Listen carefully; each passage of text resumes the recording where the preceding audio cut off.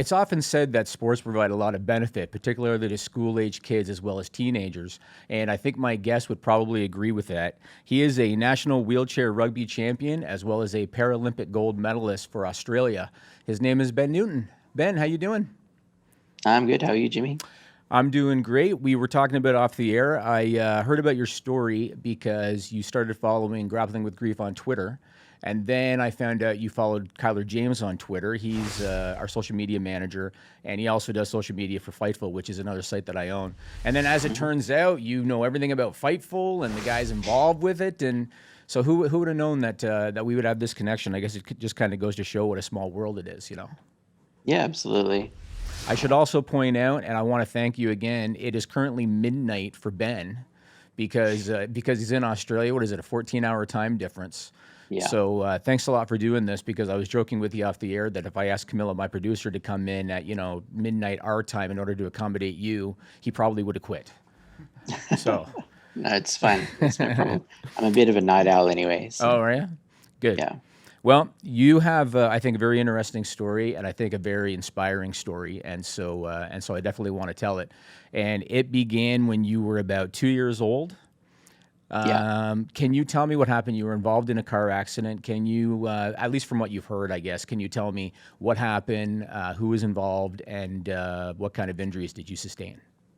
Sure, yeah. So I was born just a regular, I guess, healthy baby boy. And when I was 2 years old, I was in a car accident. So I'm originally from Sydney. And my mother was driving me and my newborn sister around just doing some errands one day, and she was run off the road by another driver in a car. So she went up onto the curb and ran into a telephone pole. Wow. Yeah, so this was back in the day before they had proper safety restraints for kids. I guess it was sort of, like a capsule for a baby or nothing really. So I was wearing just a regular seatbelt, not a safety harness or anything like that. And from the accident, I broke my neck at my C6 vertebrae, which is sort of towards the bottom of my neck. And so as a result of that, I have got a spinal cord injury. And the easiest way to probably describe it is that basically from the armpits down, I'm paralyzed. So since I was 2.5 years old. And what Yeah, about your mother and your was it your baby sister? You said newborn sister. yeah. My sister was totally fine. She wasn't injured at all, and my mom had to have some treatments for her knee, and she messed up her face and her teeth a little bit. But yeah, nothing like what happened to me. Sure, sure. Now, I understand that it left you what they call an incomplete quadriplegic. What Mhm. does that mean, an incomplete quadriplegic? It basically means that my spinal cord injury doesn't go all the way through my spinal cord. So it's not completely severed. It's damaged and it gets really narrow. So it looks on an MRI scan, it looks kind of like an hourglass shape. So there is some of the nerve signals can get from my brain to my legs enough for me to still be able to feel some things in my legs and my stomach and things like that, but not enough to be able to move them around. And then the quadriplegic part means that I've got all four limbs impacted. So I can still use my hands pretty well, but there are certain spots on the back of my shoulders and the back of my arms where my feeling's not great or where some of my muscle function's not great. Okay, Yeah. so you actually have some feeling, like all the way down your legs and everything. Yeah, a little bit. It's not like fine sensation. It's more like feeling of pressure. Oh, So I can't feel hot or cold or anything like that. But it's kind of like if you can imagine somebody putting their hand underneath your skin and moving it around. That's sort okay. of what it feels like. Yeah. Okay. Now, obviously, at that age, at the age of 2, kids are learning something new every day, and they're curious and they're busy. Um, what was the recovery process like for you as a 2-year-old? And I'm sure you probably don't remember much, but I imagine you've been told, or maybe there's photos or video even from that time. What was recovery like for you as a 2-year-old? Yeah, well, I don't remember a ton from it, but from what I've been told by my parents and my grandparents and aunties and uncles and that kind of thing is basically it didn't really phase me all that much. I was a pretty happy baby and young child, so it was just kind of, it was what it was, and I was, still kind of the same kid, and yeah, just sort of took it in stride as much as you can at that age, I guess. You kind of don't really, I guess, realize what you've maybe lost Right. being that young. So yeah, it was a long time in hospital, and then doing outpatient rehab for years, and I still do it to an extent now as well. So, but yeah, it didn't impact my personality or anything like that. Yeah. That's good. Do you have any other siblings aside from your baby sister? Yeah, I have another sister as well. So yeah. And talk about your childhood growing up with the disability. How was your childhood with 2 sisters and home life? Yeah, I guess it was pretty fairly normal, I guess, for people my age. My sisters have always been I've always been really close with them. They've always been really supportive, and um, I get it's a strange kind of dynamic sometimes, I guess, when you have a sibling with a disability that's so visible. Hmm. It can tend to draw a lot of the attention um, in the family and from other people, but they've always been really supportive and really loving, and we get along really well, and we pretty much always have. Yeah. That's great. And what was it like when you were attending school? Obviously, kids can be cruel sometimes, but at the same time, uh, 20 years ago is not like it is today, Yeah. fortunately. So, what was it like for you attending school, especially with other kids who weren't disabled? It was interesting. As you said, kids can be cruel, and there's definitely times when I got picked on. Um, the hardest thing, I think, was being excluded from things. Um, at my first primary school that I went to, which I guess like an elementary school kind of thing, um, it had no wheelchair access at all back then. So this was the mid 90s. Um, and my parents had to write to the government to try and get the school made wheelchair accessible. And the education department didn't want me to go to the school. They wanted me to go to a special school instead. Hmm. So there was, yeah, a whole drawn out kind of process to try and justify, well, there's nothing, there's nothing wrong with me intellectually or Hmm. anything like that. So there's no reason why I shouldn't have been able to go to school with my peers my own age, and uh, no need to do anything differently in that sense. So but it was good in the end. They they put ramps and stuff all through the school, and Really? uh, yeah, they got it done eventually. But yeah, the big thing, I think, as I said, is just at times there's certain things that you just can't do the same as everybody else, no matter how much you want to, Right. and that can be really isolating sometimes. And when I was that age, I had lots of friends, but none of them were disabled at all. I was the only one. I didn't know anybody else who was in a wheelchair or really had any other kind of disability. Right. Right. Well, grappling with grief is all about telling people stories of overcoming grief and adversity and channeling it into something positive. And in your case, I know that you've been involved with fitness and sports for a lot of years. Talk about when you first developed an interest in athletics. Was it in grade school? Was it later in high school? When did that all kind of start? Yeah, when I was at that grade school sort of age, I tried quite a few different sports. I really enjoyed watching sports with my dad and my grandfathers. I watched a lot of cricket and rugby league, and other sports like that.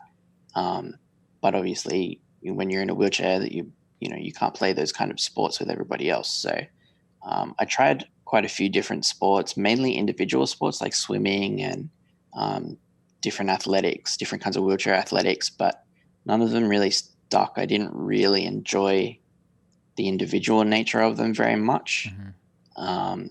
And my dad used to be a police officer, so he was managing what's called a PCYC, so basically like a youth recreation center kind of thing run by the police. And they would do a lot of sports bookings and things like that there. And one of the groups that used the facility there was a wheelchair rugby group. And so through my dad, he encouraged me to come along and meet some of the players there. And that was sort of when my world changed when I was about 15. I'm sure. I my notes here said it was 2004, around that Mm-hmm. time that you got introduced to it. And I was going to ask, how'd you first get involved? Well, I guess that's the answer. Yeah, that's it. Now, I've heard, I don't know if this is rugby or wheelchair rugby, but I've heard the term murder ball. Yeah, that's the one. Is that all of rugby, or is that specifically wheelchair rugby that they call that? That's wheelchair rugby. So that was the original Canadian name for the Really? sport. Yeah, sport was invented in Canada. Yeah, I knew it's big here. I went to yeah. university and we had a rugby team. Mm-hmm. So, Yeah. but I had no idea that we called it murder ball. Good for us, I guess. Yeah, motorball was the original name for the sport, but eventually they changed it to wheelchair rugby. Right. Because I guess motorball's not necessarily great for attracting No. sponsors.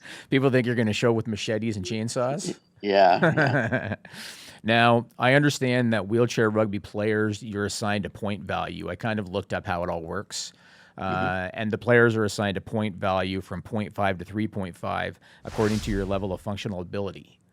Can you Yeah, kind of that's explain that? Because I know in your case you were a 2.5 to 3 in that range. Yeah, so a lot of disability sports have classification systems. So part of the reason for that is because most kinds of disabilities affect everybody a bit differently. So in my case, with a spinal cord injury, I can play sports with people who have a spinal cord injury at the same level, but our function will be a bit different.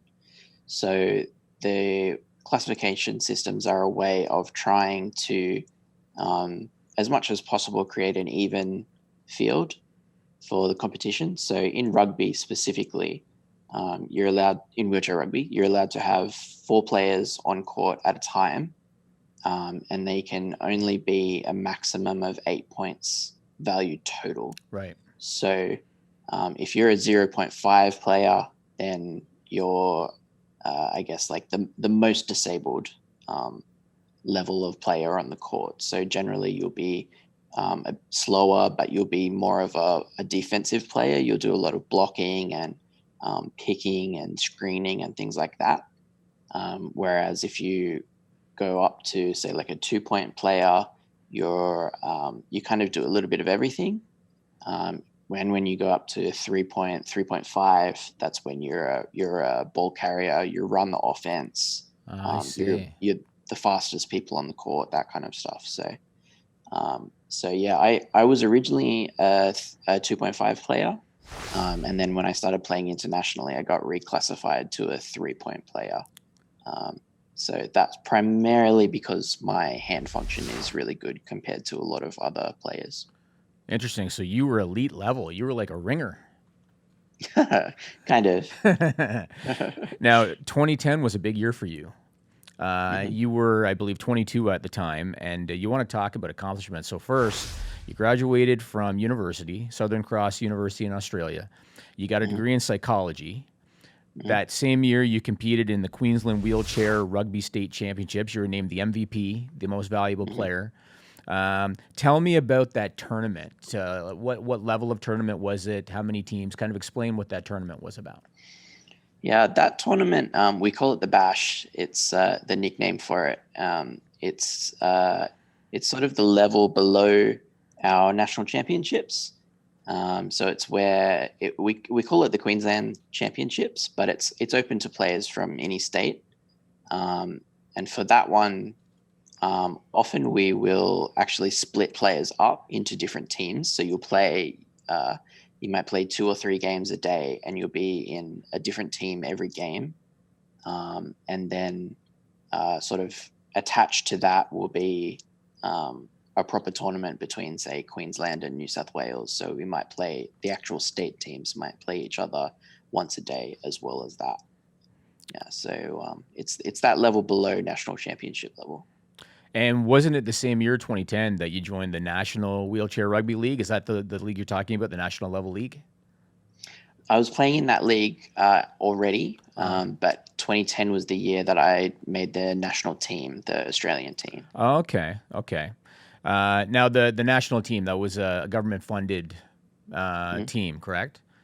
Yeah. Were there then, or are there now, professional wheelchair rugby leagues or wheelchair rugby teams, whether it be Australia or someplace else? Not really in Australia. In the US, they have a very big pool of players, just because of the size of the population, but also because there are so many veterans in America who come back with injuries from combat. So they've got teams all over the country, multiple divisions, lots of sponsorships, lots of tournaments, things like that. So for players here in Australia, it's kind of like a goal for the very best players to try and get over and play in America if the opportunity comes up. So that's probably the closest thing that there is to a professional league. The international level generally, is like government funded, and we get grants and things like that depending on how many tournaments we go to and that kind of stuff. Yeah. So the obvious next question, did you ever consider going to the U.S. to play for any of these teams? Because we're going to talk more about it, but you're a top level player in Australia. Yeah, I got invited once, but unfortunately the timing didn't work out. I wasn't able to travel over and play the season, so that was a shame. But I got offered it once, but yeah, it would have been good. I would have liked to be able to do it. That was going to be my next question. Would you have wanted to travel over to the U.S.? Yeah, I would have loved to do it. It's just unfortunately the timing wasn't great. Now, I want to talk about another team in another league because you have a lot of association with this team. They're called the Gold Coast Wheelchair Rugby Titans. And I understand that there is a Rugby Titans team that's not wheelchair, that's like regular players. Is that right? And then this is like the wheelchair rugby version of it? Yeah, so they our Queensland state team for a number of years there was sponsored by the Gold Coast Titans, who were a professional rugby league team, so like an able-bodied rugby league team rather than a wheelchair rugby team. So we took their name and wore the same jerseys as them, and all that kind of stuff. They helped us do a lot of fundraising and with sponsorships and things like that. So we're not affiliated with them anymore, but it was a really great partnership while it lasted. Yeah. And this is the first time I'd ever heard of this. They had something called the All-Star 4. So I guess instead of one MVP, they got 4 MVPs. I don't know, but you were one of the All-Star 4? Yeah. So the All-Star 4 is like, as I mentioned before, you can have up to 8 points worth of players on court at any time. So that's how your lineups work. So the All-Star 4 usually is awards at a tournament or a season or something like that for the best combination of players from all the different teams. So Got it. the MVP is kind of the overall best player in the tournament, and then the All-Star 4 is sort of the best lineup, the best combination of players from all the different teams. Now, as if you weren't busy enough, by the time 2012 came along, so now you were the captain of the Titans. You became a qualified psychologist by that point. Then you were looking at becoming a personal trainer in the same year, and you were doing certification. What was your mindset? Like, what is it that you were looking to do in terms of a career? What direction were you looking? At that time, I was completely focused on sport. I was in the national team. I was wanting to go to the Paralympics. I was just all about sport. I was thinking, this is great. I've got my university degree. I'll be a sports psychologist. I'll get qualified as a personal trainer as well. It'll be awesome. I'll just do sport, everything forever. The dream, So living the dream. the dream. It hasn't quite worked out that way. But yeah, that's where my head was at the time. I was just single-minded on anything and everything to do with sports. And I understand that you also did something with Queensland Rail. You did community work for Queensland Rail around that time. Talk a little bit about that. So Queensland Rail, I understand, is the train service operated by the government in Queensland, Australia. Mm-hmm. What kind of community work were you doing? To start off with, I was doing community engagement work with people with disabilities through them. So I got recruited actually through our national sporting body. They were running a recruitment program as an organization that supported elite athletes to be able to get into employment while you were training at the same time. And they offered a lot of flexibility and a lot of support for you to be able to travel to tournaments and things like that, rather than needing to be in the office constantly full time. So yeah, to start off with, I was doing, as you said, just community sort of engagement work with them.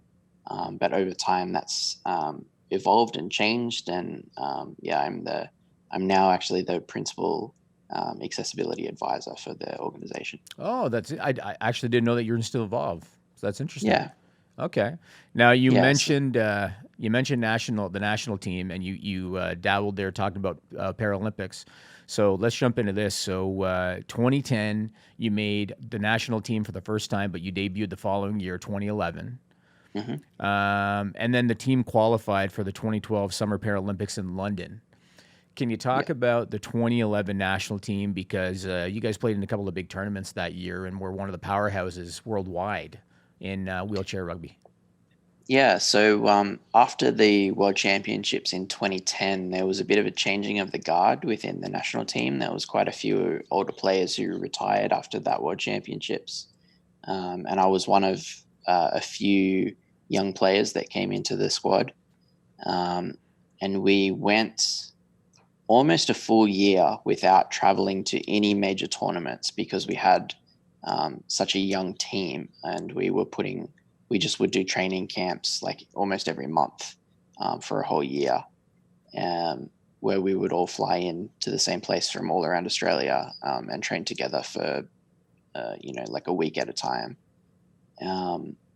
So we spent this whole year basically just training and building chemistry, building camaraderie within the team. And then in 2011, we started traveling. So we played in a test event before the Paralympics in Wales called the GB Cup. That was where I first played for Australia there. We played a tournament in Australia against Japan. There was quite a few things that we did that following year. And we won just about everything. So I understand that the Japanese test series, US was ranked number 1, Australia was ranked number 2, Japan was ranked number 3. Mm-hmm. And so you do this, I think it was a 5-game series with Japan, and you guys swept them. We did, yeah. I mean, you dominated basically. So now you're heading into the Paralympics, having basically crushed the third place team or the third ranked team. Tell me about the Paralympics. And we won't spend too much time talking about what country you played in the finals, but tell me about the Paralympics. Explain, what kind of atmosphere it was, what kind of an experience it was, and then we'll start talking about your actual accomplishments. Sure. The Paralympics are amazing. It's, you see in so many able-bodied sports and in the actual Olympics, rather than the Paralympics, everybody has these amazing athlete bodies that all kind of look the same. They're the peak of what most people think of as, like perfection and what humans should look like. But at the Paralympics, everybody looks different. It's so it's such a unique environment, and everybody there has got a story as well. It's not just people in wheelchairs; it's people with all kinds of disability, amputees, and people with people who are blind, people who are deaf, people who are just from all around, all places in the world with all different kinds of disabilities, and it's celebrated. It's not. It's probably the one place that I've been to in my whole life where it felt like I was not the odd one out, if that makes sense. Yep. Everybody was just sort of comfortable to be themselves and fully not needing to think about, what are the kind of day-to-day barriers that you come up against as somebody with a disability. It was just completely gone in that environment. It was amazing. Awesome. Now, I understand Australia went undefeated in the Paralympics in wheelchair rugby.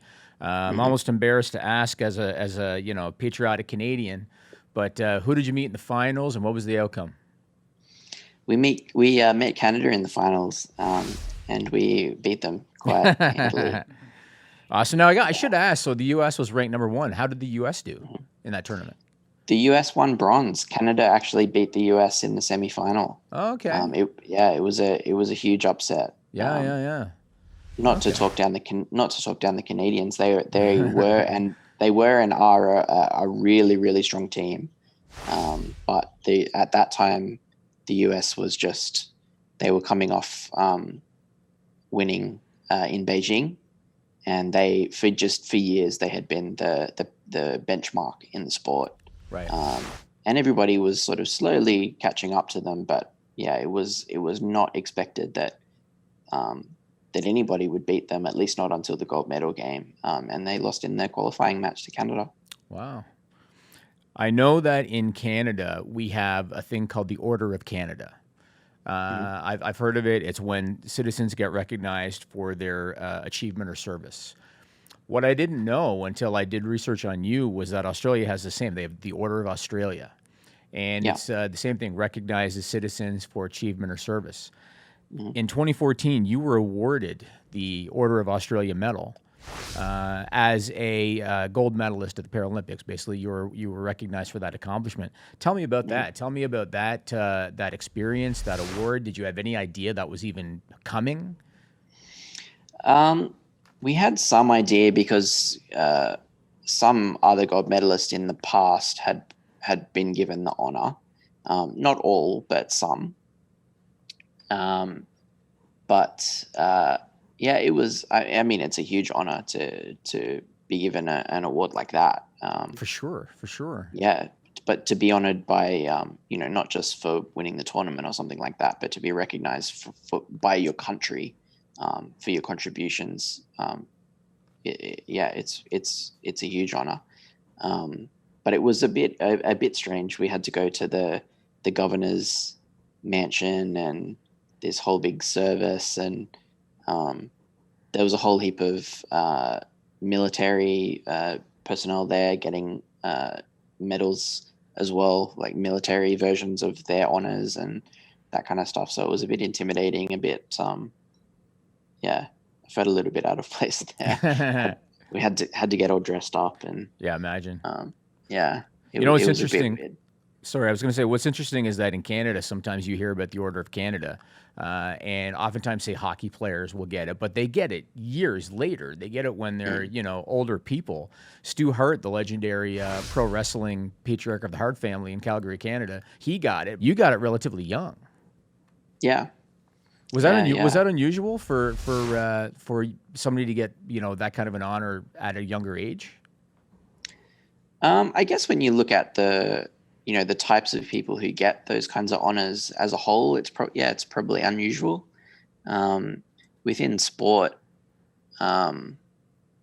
it's I guess it depends, but it's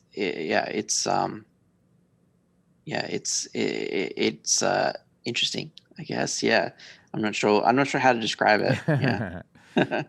Well, in terms of Australia's national team, you ended up playing for the team 8 times. Is that some kind of a record that you participated for the Australian team 8 times?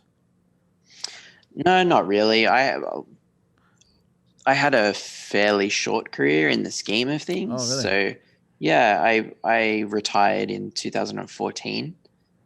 So I played sort of one 4-year cycle from start to finish.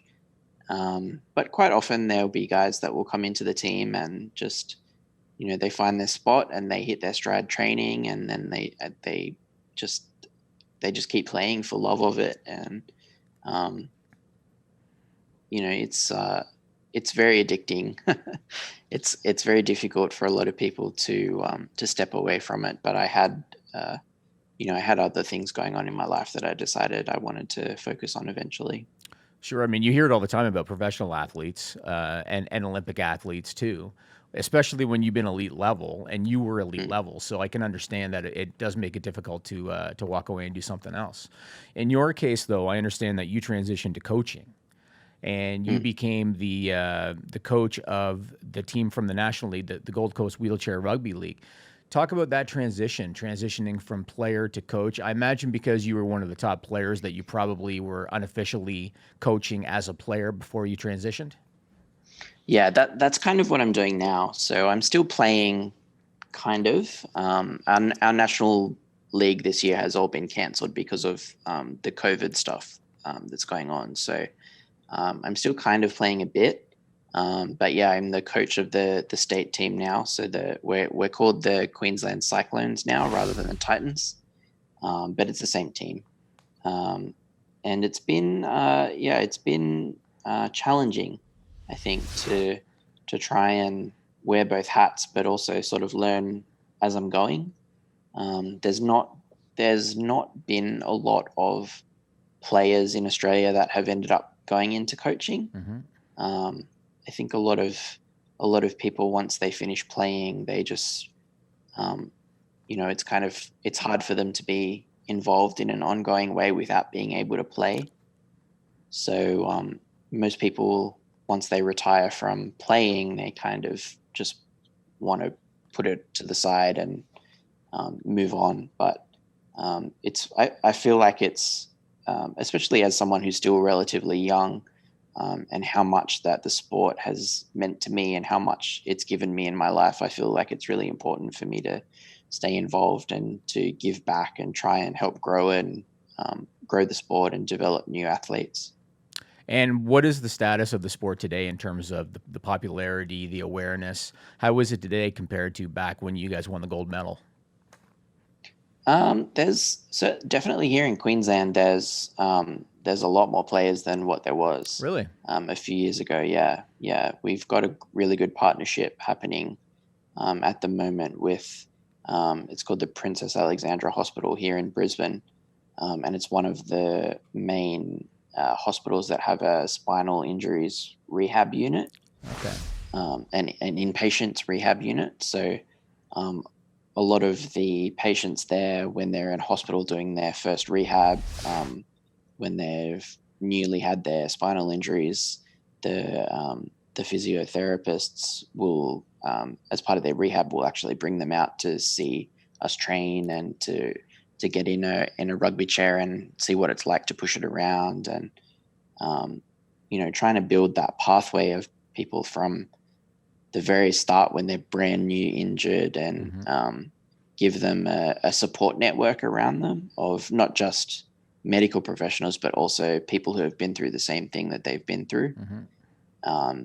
And then having a sport like rugby, especially that's so physical, as an outlet for them, not just for the exercise, but also, to get out some frustration and things like that that can build up in you when you're trying to deal with things like that come to you through life. I mean, like you said, they call it myrtle ball. You're going to get some frustration out, I guess. Yeah, definitely.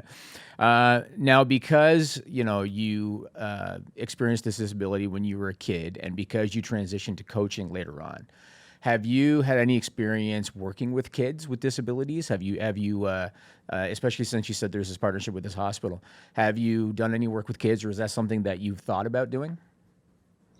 I have done a little bit through when I was in the Australian team. So I would do visits to schools and do presentations to them about disability and about road safety as well, because of how I got my injury, and then teach them about a little bit about the sport, and show them my my sports chair, and try and teach them about disability, and what it means and what it doesn't mean, and just try to, I guess, encourage them to be open-minded and accepting of people with different kinds of disabilities. So I have done a bit of work with kids in that way. Yeah. Now, you talked earlier, we talked a little bit about bullying earlier, about being picked on.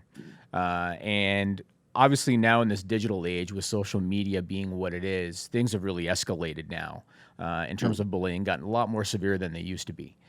And so, what I want to ask is anybody watching this, particularly a kid or a teenager dealing with a disability, or a parent with a child dealing with a disability, given the state of today with the digital age that we're in, and given social media, and given how bullying has kind of escalated, what would you say to a kid dealing with a disability, a parent of a child dealing with a disability who might be experiencing bullying or being picked on?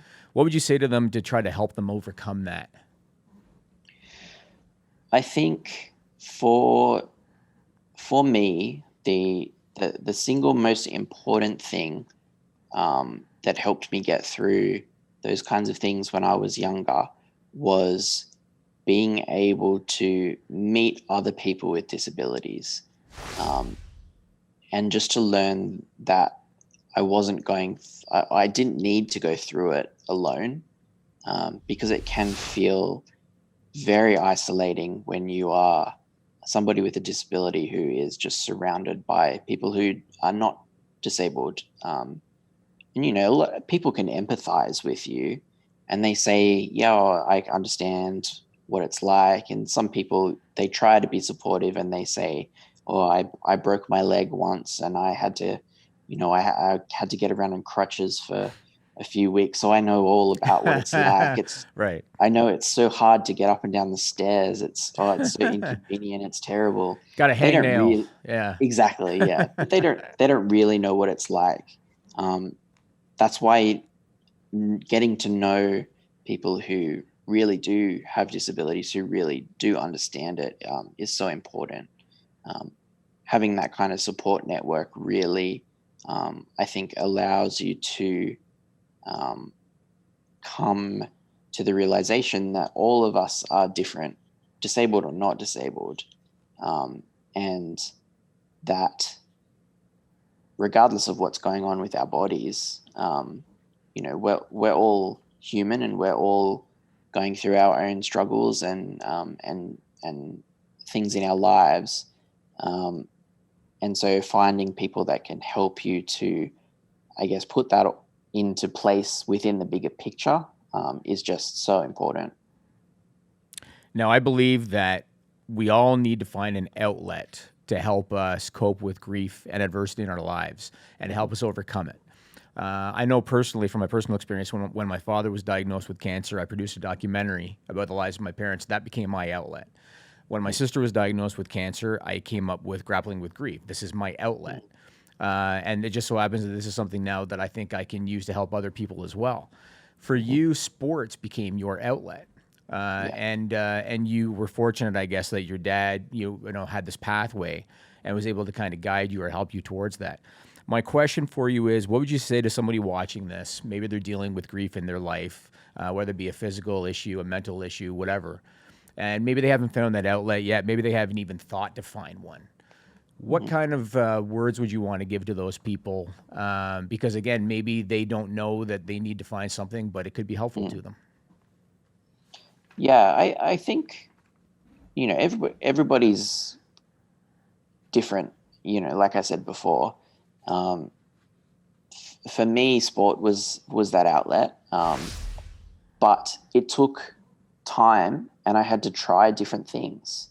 I had to find what was the, even within sport, I had to find what was the sport. Excuse me. I had to find what was the sport that was my outlet. So um, you really you need to be kind to yourself, I think, and kind to the people around you, and be willing to take the time for yourself to try different things and explore different things, and see what really works for you um, as an individual, to be able to work through some of those kinds of things. Now, technology has obviously advanced in the last 30 years. So, again, because you talked earlier about how you have some feeling throughout your body, have there been advancements in technology, from 20, 30 years ago that could maybe help you? And I'm not suggesting full recovery, but could maybe, help you maybe to walk one day again? Well, there's stuff going on all the time. There's different kinds of things, from stem cell therapy through to like robotic prosthetics, um, kinds of things. So anything's possible. It would be great to be able to um, get some more feeling back, or some more function in parts of my body, like in my legs and stuff like that, to just be able to not necessarily even be able to walk, or anything like that, but just to be able to sort of move myself around a little bit more, um, within my chair, would be great. But um, I wouldn't change anything that's happened to me, honestly. It's uh, Everything that's happened to me has made me the person that I am today. Everything that's been positive and negative, and all the struggles that I've gone through. So, whatever the future holds, I'll go to it with open arms, I guess. I mean, Um, I think you've accomplished enough for several lifetimes, quite honestly. I mean, how many people win a gold medal in the Paralympics? You're on a national team, multiple years. I think did you end up getting 2 degrees? I read something about psychology, and maybe it was the personal training that you were doing after school. I have 1 degree, but I also have a diploma in access consulting as well. So Okay. Okay. I never ended up finishing the personal training thing. I changed direction and went into um, the kind of stuff that I do for the railway now, which is basically advising them on how to make public transport more accessible for people with disabilities, so they can Very cool. access the community better, and get into the workforce and participate in life. Right. And so tell me, what are your goals now? Are you looking to, are the Paralympics, is wheelchair rugby still an event in the Paralympics? Is that still going on? Yep. Yeah, it's still there. So do you have a goal in mind? Maybe you can, be part of the Australian team, either as a player or as a coach, going back to the Paralympics again? Um, I haven't been thinking too much, too far ahead, in terms of the coaching side of things, because it's still fairly new. I've only been doing it for a year or two. Um, but that if that's something where there's opportunities that open up for me, as I get a bit more experienced as a coach, then yeah, that would be amazing to be able to go back to another Paralympics in the future would be fantastic. I think my playing days at that level are well and truly gone. I don't think my shoulders would be able to handle the workload and the training load anymore. Yeah. But I want to keep playing at the lower levels, and keep mentoring um, people with spinal injuries, and any kinds of disabilities, really, whether it's through rugby, or um, my other work in public transport, or anything really. That's the kind of stuff that I really find gratifying, and I get a lot out of, and hopefully get to help a lot of other people as well.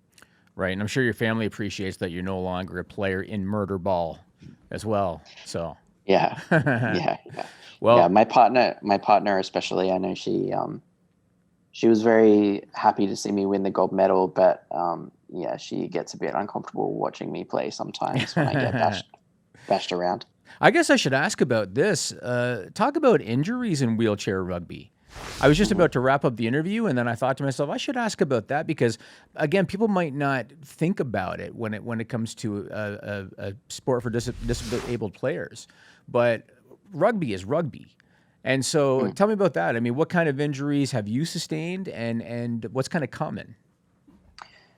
Yeah, so we have we do like the contact within wheelchair rugby is chair on chair, so you can't grab another player by the arm and pull them over or anything like that. But we run full speed into each other and in our chairs. So we do flip out of them and fall over and that kind of stuff. And if you look up on YouTube, wheelchair rugby hits, you'll find all kinds of cool stuff. Really? Yeah, yeah. There's one of me on there just kind of flipping upside down from my very first training camp that I got invited to, which is pretty spectacular. But in terms of injuries, the most common stuff is just overuse injuries and strains and sprains and things like that. The more serious stuff, I broke my leg playing once. So I was pushing down the court and got hit from behind. I got fouled and flipped, like spun around and flipped out of my chair and landed with all my weight on the top of one of my knees. And so I was all strapped into my chair. My feet were strapped in, so nothing had anywhere to move. And I just fractured my leg from that. That's probably the worst injury I've had.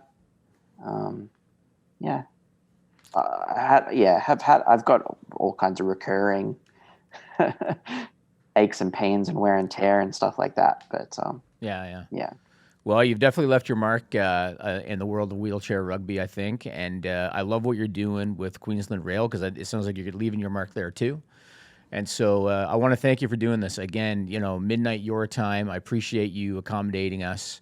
And once again, this has been Ben Newton, Paralympic athlete, gold medalist, 8-time, I believe it was, national player for Australia. Thanks a lot for the time. Appreciate it. Thanks a lot.